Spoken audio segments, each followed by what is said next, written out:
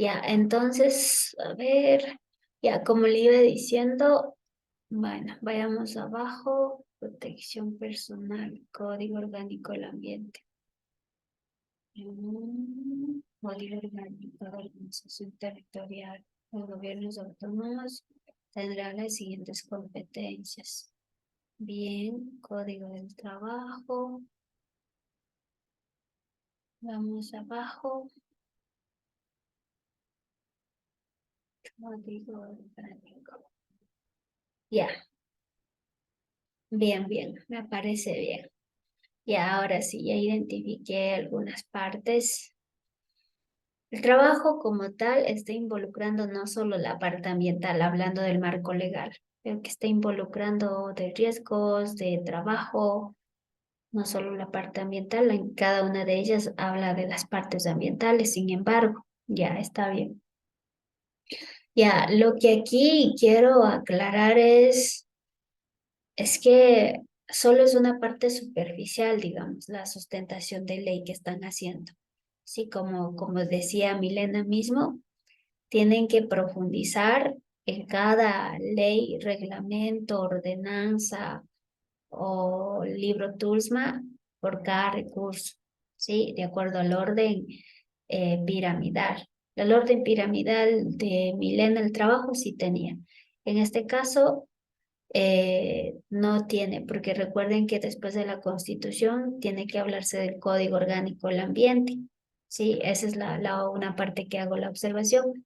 De ahí tiene que venir a hablarse de lo que son las leyes ordinarias y las orgánicas también todavía, y ahí se encuentra la ley de recursos hídricos, y después viene a hablarse de los reglamentos y ordenanzas, ¿sí? Todo lo relacionado a la parte de recursos, lógicamente se tiene que hablar en reglamentos, en ordenanzas, ya sea regionales, distritales. Después pasan a lo que son el libro TULSMA o las normativas secundarias, como se suele llamar. Por cada recurso hídrico tienen que ir hablando del tema y así. Entonces, falta esas cuestiones, esa orden. Y como digo, por cada recurso hay que siempre citar los articulados, no importa cuántas existan, pero todas tienen que estar sustentando el trabajo. O sea, no importa que se aumente el número de hojas, como digo, lo importante es que tienen que involucrar toda la parte legal, pero actualizada. Entonces, eso es lo que nos está faltando aquí. Ya, ahora, no simplemente veamos, como que digamos, busquemos la información de acuerdo a la estructura que yo les envié, digamos, que eso lógicamente está actualizado, sino que también para que tengan una idea, un campo más amplio cuando no me entiendan, que busquen otras fuentes, otros estudios en relación al proyecto que ustedes están haciendo para que se puedan guiar en las leyes, en la estructura. O sea, no está mal que se guíen en otro trabajo. De hecho, todo proyecto de evaluación de impacto ambiental se sustenta en una bibliografía. Deben existir las bibliografías. Entonces, está muy bien que revisen otras fuentes y de acuerdo a eso, pues lo vayan estructurando. Entonces, falta aquí esa estructuración. Eso quería verificar. Entonces, con eso estaríamos bien, las pautas. Ya, como dije, para las siguientes, así como vayamos entregando los avances, tiene que estar actualizado, tiene que irse subsanando los trabajos, porque ese es el fin. A la final es que usted entregue el trabajo bien hecho, porque al final igual se va a calificar el trabajo, el proyecto terminado como tal, pero ya sin errores, al menos en un 80% bueno. Eso, ¿qué más iba a decir? Sí, algo que también me estoy olvidando. La parte de inversión que vi en blanco de Patricia y de Milena, que no recuerdo si tenía o no inversión, no me fijé, pero la parte de inversión es muy importante. Aunque yo les dije que nosotros no podemos calcular, pero podemos, en base a otros estudios realizados, podemos más o menos indicar un estimado de inversión. Aunque para esto técnicamente, para el área, digamos ya el área profesional, nosotros no podemos inventarnos los montos de inversión, porque para eso tendremos que estar involucrados con, no sé la verdad quién hace el presupuesto de los elementos de construcción y toda la cosa, pero de personas que sepan de esta cuestión. No sé si es un ingeniero civil o arquitecto, no sé cuál de los dos se involucra, pero estos son los que dan la parte de lo que es la infraestructura, el diseño, los materiales, el equipamiento y todo eso. Y de acuerdo a eso, pues lógicamente se genera el monto de inversión, ¿sí? Aparte de lo que es los empleados y todo eso. Entonces es importante esa parte. Como digo, por el momento, solamente con investigación bibliográfica hay que llenar el monto de inversión. Un por ahí, un número que pudiera justificar, digamos. Eso nada más. Y de ahí los objetivos de la hidroeléctrica me parecieron que estaban bien redactados. Está hablando de todo lo que va a estipular el proyecto, de hecho.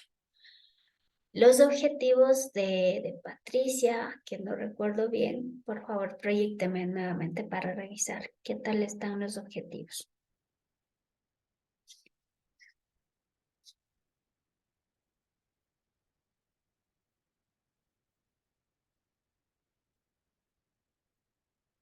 Patricia,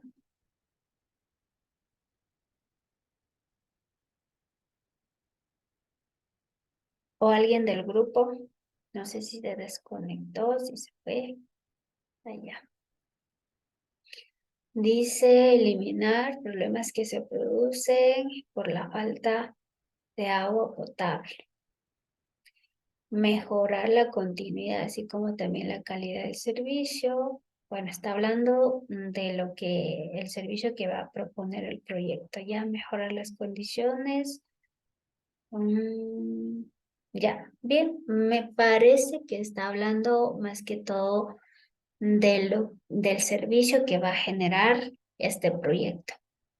Pero no hay que olvidar que debemos incluir las partes o los impactos que va a generar y que cómo los vamos a evitar, digamos, a través de una realización de como es de programas, manejo ambiental, entre otros. Solo ese detalle falta. De ahí el resto, pues está bien. Ya, eso nada más. Eso sería todo en relación a las actividades que presenta. Pues bueno, entonces vamos a continuar con la clase. Antes de que la continuación, me estoy olvidando, les voy a registrar la asistencia. A ver, de una vez.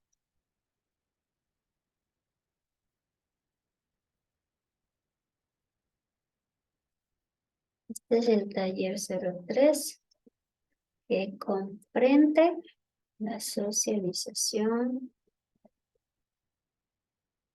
proyecto y marco legal. Por lado, la introducción de los términos de referencia es ya. Ya, vamos a ver.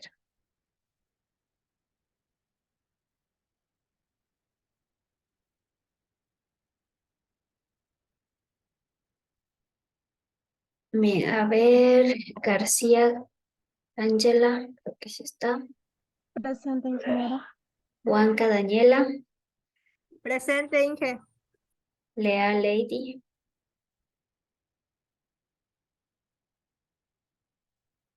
Ah, ya sé quién es Lea, Lady. Ya, Macías, Kerly, Presente, ingeniera. Monserrate, William, Presente. Oviedo, Lucía, Presente, ingeniero. Oviedo, Patricia,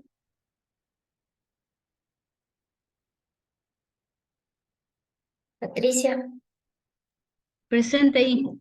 Rodríguez Carmita. Estamos durmiendo, nos parece. Presente, Inge. Ruana Sandra. Presente, Inge. Ya. Les voy a explicar sobre el caso de Leal Lady.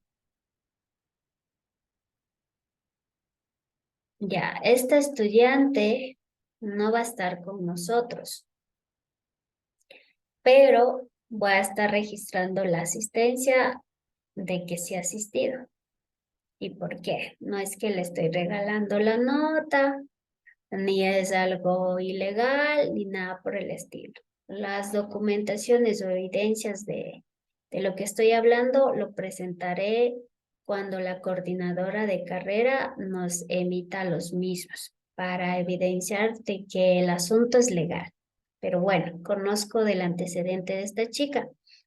Bueno, les voy a comentar y ustedes saben del proceso de matrícula que antes se daba, antes del SIGA. Sí, antes del SIGA, ustedes saben que el proceso de matrícula se realizaba a través de Google Forms, en donde ustedes llenaban todo lo que llenan ahora en el SIGA, ¿no? Del formulario.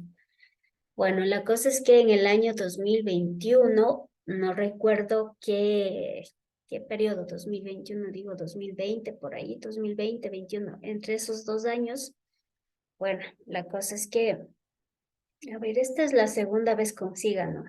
Entonces estamos hablando del 2021, uno por ahí, sí.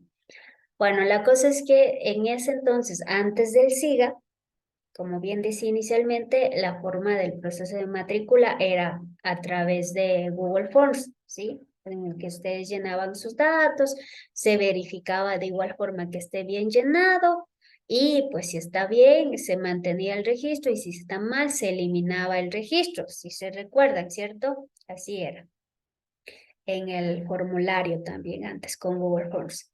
Bueno, la cosa es que esta chica, esta estudiante leal, en su momento ella subió toda la información, llenó el formulario, subió todos los requerimientos que se necesita para la matrícula, pero hubo una confusión, un error por parte del docente revisor en su momento que la estudiante tenía todo bien y por error le marcó en color rojo y pues lógicamente el administrador, quien es entonces era el ingeniero Francisco, le eliminó su matrícula por error del revisor. Cuando la estudiante pensó que estaba legalmente matriculada porque no recibió ninguna notificación en su momento de que su matrícula haya sido eliminado, anulado, en otras palabras, ella siguió con su asistencia a clases desde el primer día normalmente hasta que se dio a conocer recién finalizando el primer parcial que su registro no existía. Entonces era una estudiante que no estaba legalmente, supuestamente, ¿no? Cuando se verificaron los registros que ella había emitido de los archivos eliminados, se logró recuperar y revisar lógicamente su registro de matrícula, se pudo evidenciar que la estudiante sí había cargado en su momento toda la información de manera correcta. Pero aquí viene el problema que ustedes saben que antes nosotros, una vez que se hace la matrícula, se enviaba a CENESID la lista de estudiantes matriculados legalmente para que conste ya en la base de datos de CENESID. Entonces, el tiempo de registro ya no estaba pertinente porque los registros a CENESID ya se fueron y teníamos este detalle con la chica. Entonces se decidió resolver el problema internamente, aludiendo a que su matrícula se iba a efectivizar el próximo periodo. Y vino el próximo periodo que ya inició el SIGA y con el SIGA no se pudo registrar porque ustedes saben que en el sistema no se puede pasar de 30 horas porque es algo anormal. A lo que el registro de ella, el periodo que ella normalmente asistió y que lógicamente no es culpa de la estudiante, sino del proceso de revisión. Entonces, se dejó a que la estudiante siga normalmente para no perjudicarle, porque ya había pasado un parcial que ya lógicamente había aprobado los parciales, ¿sí? Entonces se dejó normalmente al estudiante hasta que finalizó y sus notas se quedaron almacenados normalmente como siempre y ella aprobó las asignaturas. Lo que estamos haciendo en este periodo es registrarle, legalizarle lo que en ese periodo no se pudo legalizar y estamos legalizando sus registros, sus notas, como que estuviera en este periodo que está legalmente matriculada. De hecho, está en este periodo, porque en el periodo que estuvo, como dije, y ya mencioné el problema, se trató por interno. Entonces ahora simplemente se está legalizando y subiendo los registros como que hubiera asistido en este periodo y su nota se va a registrar, la que tiene anteriormente. La nota con la que ya está aprobada este curso de evaluación de impacto ambiental. Entonces eso les informo para que no digan que esta chica nunca asistió, pero sin embargo le hemos puesto todas las notas, la asistencia y toda la cosa. Entonces dejo precedente esto porque creo que es importante que conozcan de la legalidad que se está haciendo con el caso de este estudiante. No es solamente en esta asignatura, como digo, ella se matriculó normalmente en su periodo, entonces estamos hablando de esta asignatura, así como también de la otra asignatura que les ha de explicar la ingeniera Ulloa y el ingeniero Jorge Barrio Nuevo, si es que toman clases con ellos dos. Entonces eso es más que todo que les indico. Y como digo, en su momento, cuando ya la coordinadora emita los archivos correspondientes, pues les socializaré para que vean la legalidad. Pero por el momento explico por qué ya le voy registrando su asistencia. Eso nada más, para que tengamos todos claros de la situación de la estudiante. Que es decir, que nunca va a asistir porque ella lógicamente en su periodo ha aprobado, solo que ahora estamos legalizando su registro de notas en el SIGA. Nada, eso es lo que quiero informar y pues bueno, vamos a ver un poquito, a introducir, si la escucho, Patricia. Inge, disculpe una pregunta. Me decía que ahí dentro de los objetivos específicos hacía falta eh, algo como de lo que era cuidado de ambiente o eso. Sí, la parte de los objetivos específicos de cómo, de los impactos que va a generar su proyecto, cómo lo va a ir atacando. Ese es otro de los objetivos que le hace falta, solamente ese. Inge, disculpe, pero esos objetivos no van dentro de lo que es el plan de manejo, porque ahorita Mm, solo estamos dando a conocer los objetivos de lo que es el proyecto, o sea, para qué nos van a beneficiar y cuál es el objetivo del cual estamos creando el proyecto. Porque yo no sé si estoy mal o bueno, corríjame, pero yo dentro de los objetivos que presentaron los compañeros y de acuerdo a lo que a mí me habían indicado, son objetivos, pero del plan de manejo ambiental más no del proyecto. Claro que sí enmarca esto dentro del proyecto, pero eso va más adelante cuando ya se elabora el plan de manejo ambiental. No sé si esté equivocado, corríjame, pero más o menos se tenía entendido así, porque nosotros estamos avanzando de acuerdo a lo que nos va explicando y bueno, por ahí guiándonos en ciertas cosas y también de acuerdo a lo que nos indicaron cuando hicimos las pasantías en cuanto a proyectos. ujú. No, no. Lo que quiero decir es que, por ejemplo, en este caso, usted tiene que hacer inferencia al plan de manejo para lo que es, o sea, lo que contiene el proyecto de cómo va a evitar los impactos, nada más. No son los objetivos por cada programa. Lógicamente, eso se hará cuando sea el plan de manejo. Plan de En manejo. este caso, tendríamos que hablar, por ejemplo, de, qué sé yo, de identificar los impactos ambientales negativos del proyecto tal, y dar solución, o mejor dicho, y proponer los planes de manejo ambiental. Y ya eso sería todo. Es lo único que tiene que hacer inferencia sobre el proyecto. De ahí no, especificaciones más específicos, no. Mm, bueno, bueno, Estoy lista. Bien, vamos a continuar.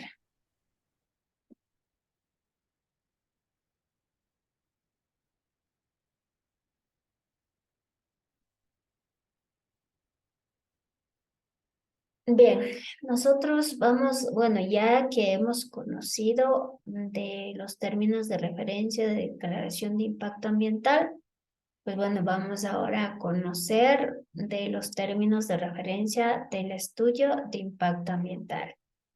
Y bueno, vamos con el mismo proceso de siempre, recordando siempre esta parte que es importante, el proceso de tamizado. En el proceso de tamizado les indicaba que es importante hacer esto antes que cualquier otro proceso porque en este proceso nosotros vamos a identificar qué tipo de proyecto es y de acuerdo a ello trabajar. Sí, recuerden que nosotros debemos de evaluar nuestro proyecto y de acuerdo al tipo de proyecto veremos si es precedente o no una evaluación de impacto ambiental, que es importante. Ya, cuando conozcamos eso, o mejor dicho, una de las cuestiones o las formas o la herramienta que nosotros podemos usar para identificar qué tipo de proyecto es el proyecto que nosotros estamos proponiendo, ya recuerden, ustedes pueden revisar el CCAN, ¿sí? Y o pueden también, como ya les había indicado, usar el simulador de regularización ambiental. Las dos son válidas para poder identificar el tipo de proyecto. Ya sabemos de los tipos de proyectos, ya hemos hablado, y bueno, del formato básico de estudio de impacto ambiental, también ya hemos mencionado, sí, qué es lo que contiene.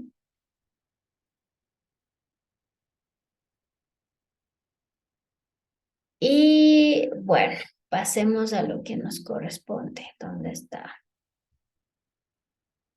Ya. Entonces, este es el formato básico de un estudio de impacto ambiental. Con esto también podemos encontrar, de acuerdo a la misma guía, el estándar de estudio de impacto ambiental, que simplemente son estos 8 componentes.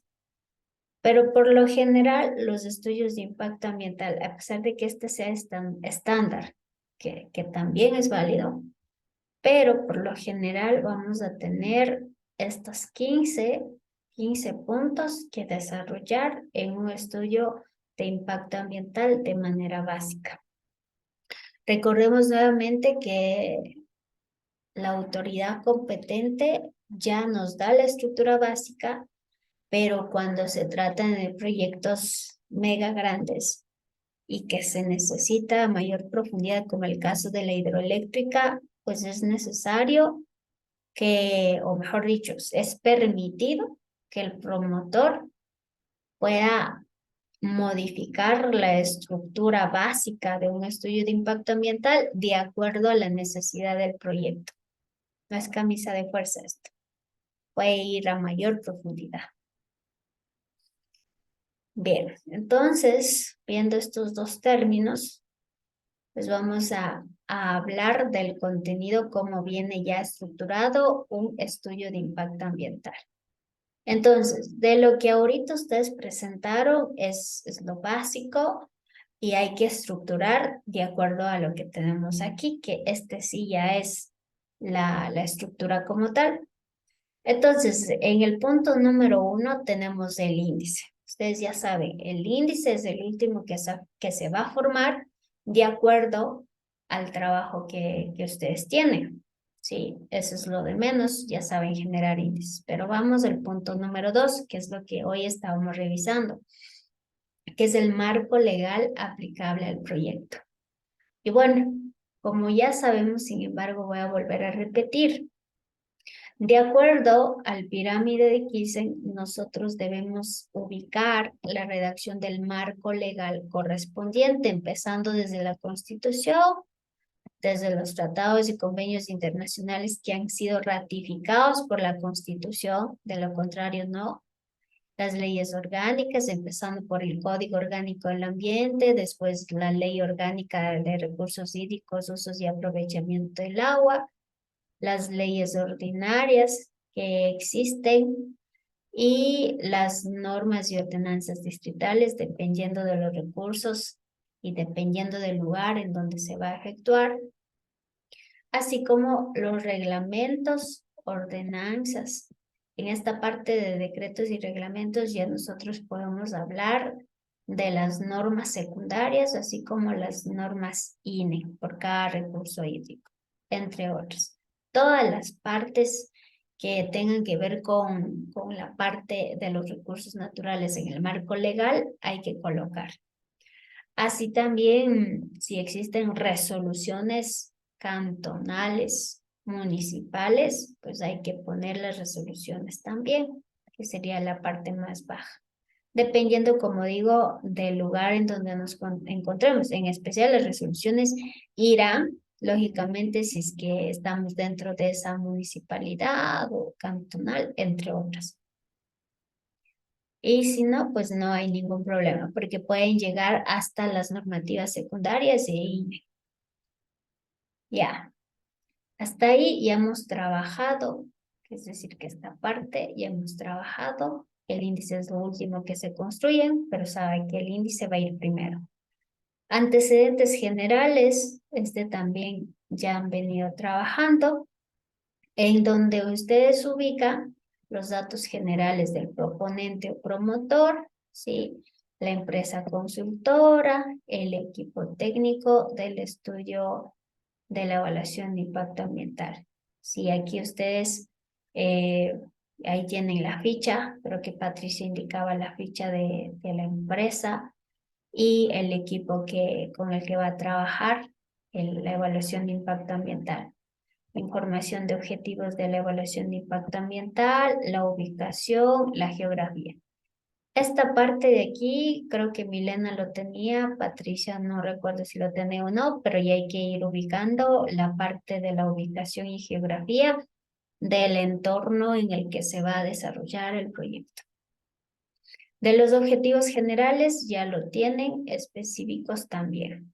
Sí, de la información del sujeto de control, en este caso, y la información del proyecto también lo tienen.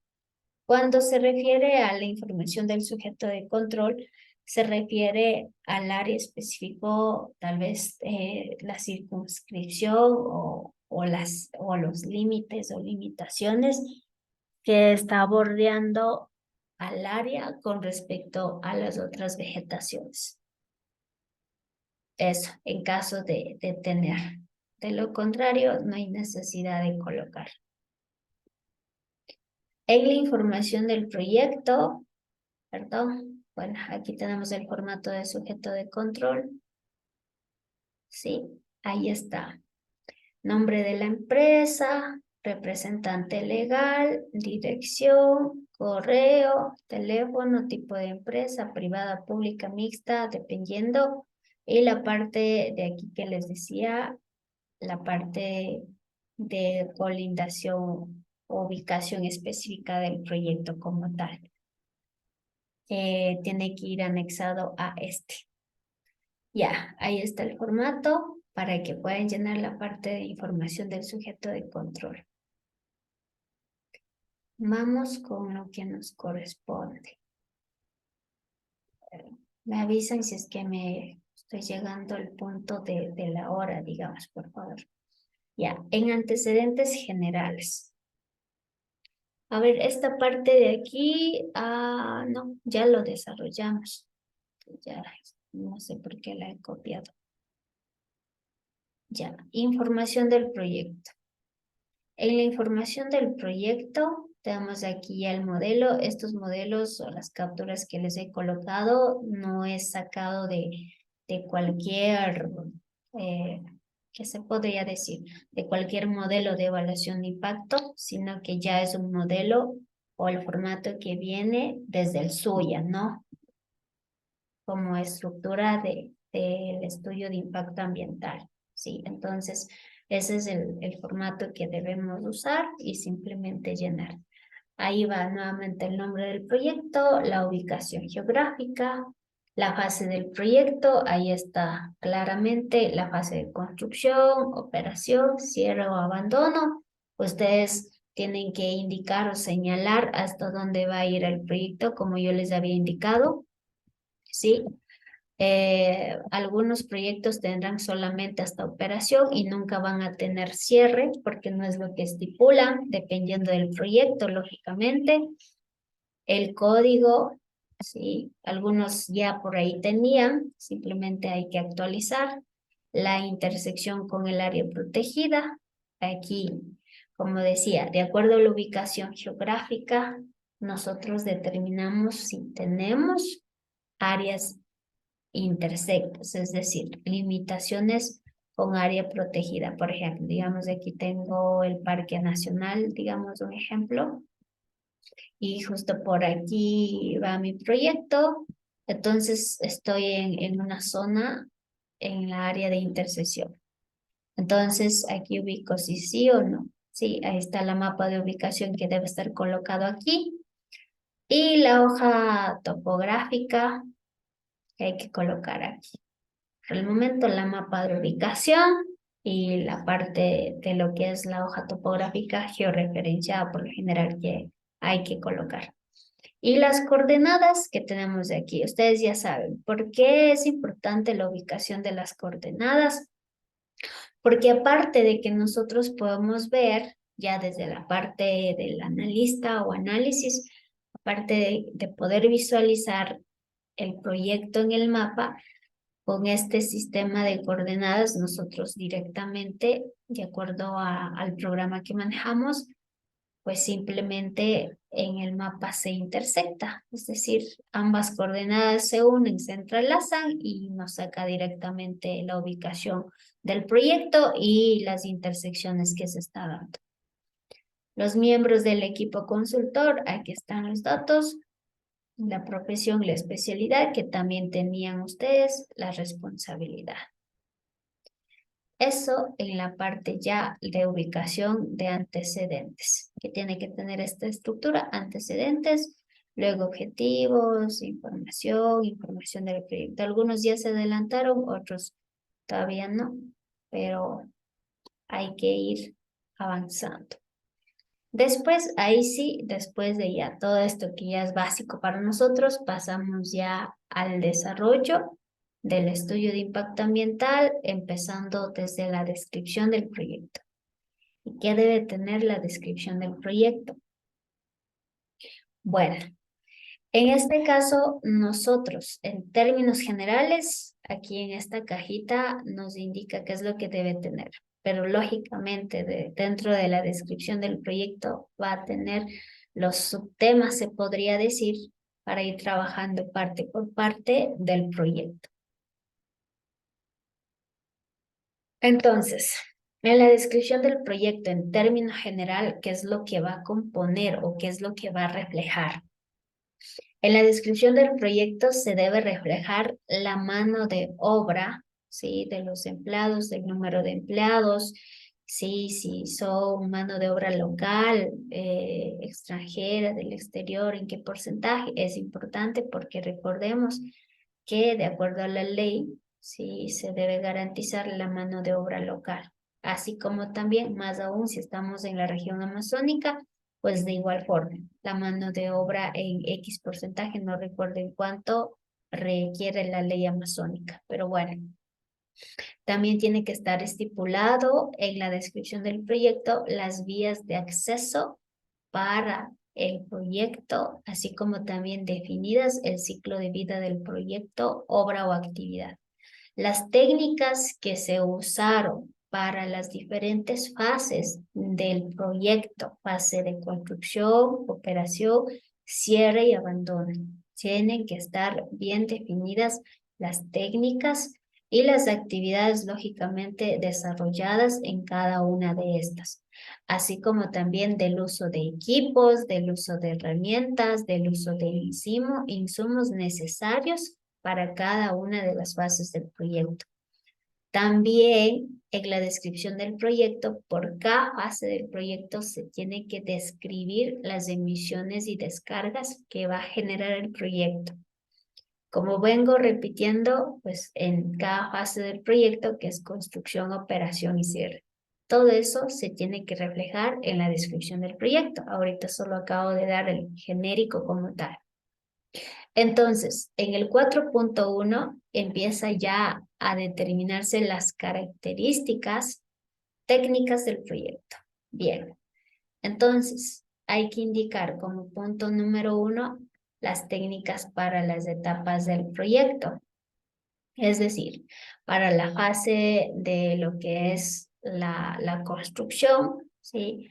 La técnica en este caso es la investigación del área, la observación del área que se tiene que realizar lógicamente para poder detectar y ubicar la viabilidad del proyecto, ¿sí? Y por otro lado también las referencias o investigaciones bibliográficas, que también es importante de la zona, ¿ya? Y bueno, el fin de este es que podamos identificar los impactos ambientales, los posibles impactos ambientales o afectación ambiental. ¿Por qué? Porque es importante determinar estas posibles, porque recuerden que un proyecto no se puede ejecutar en una área que ya está contaminada o a su vez tiene pasivos ambientales.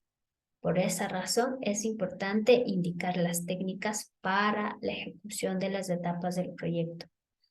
Entonces, si se logra identificar las afectaciones, pues lógicamente el proyecto no va a proceder. Sin embargo, es importante esta cuestión, que hay que, en las características técnicas del proyecto, hay que indicar si las afectaciones posibles, encontradas o de acuerdo con el proyecto, los que se pretenden o los que se van a dar. Indicar los parámetros, en este caso, por ejemplo, en la fase de construcción, por ejemplo, cuánto de potencia necesito para operar X motor y lógicamente, no sé, generar energía, por ejemplo. El voltaje, por ejemplo, cuánto de recursos hídricos o el caudal necesito para construir mi obra, ¿sí? O a su vez para el sector agrícola, digamos, o el canal de riego para construir esas partes, cuánto de caudal requiero. Y en cuanto a lo que si es que uso turbinas, es decir, por ejemplo, digamos que yo necesito, en este caso, las turbinas en especial entran en un proyecto hidroeléctrico. Entonces, por ejemplo, decir cuántos tipos todavía de turbinas son los que necesito para que mi hidroeléctrica funcione, porque las hidroeléctricas funcionan por turbinas y de acuerdo al caudal del recurso hídrico. Entonces, hay que indicar los parámetros de acuerdo al proyecto. Y eso. Ahora, podemos hablar de otro tipo de proyecto. Por ejemplo, podemos hablar de un proyecto agrícola, ¿sí? En el que vamos a sembrar en X número de hectáreas, no sé cuántas hectáreas de palma africana. Entonces, hay que ver en este caso las etapas del proyecto, las posibles afectaciones ambientales en las que va a incidir nuestro proyecto y por lo general en la parte de lo que es esta cuestión de la palma africana, pues se da el impacto en todos los recursos, más directamente en el suelo, así como en la biodiversidad y la calidad del recurso hídrico. De ahí del aire y del ruido son menos. Pero bueno, ahí está. No sé, pues hasta aquí me quedo. No sé si estoy pasándome del tiempo, pero voy a quedarme esta para continuar desarrollando en una próxima clase. Así que, pues nada, nos vemos en la próxima clase, chicos. Hasta mañana, Inge. Hasta mañana, Inge. Hasta mañana.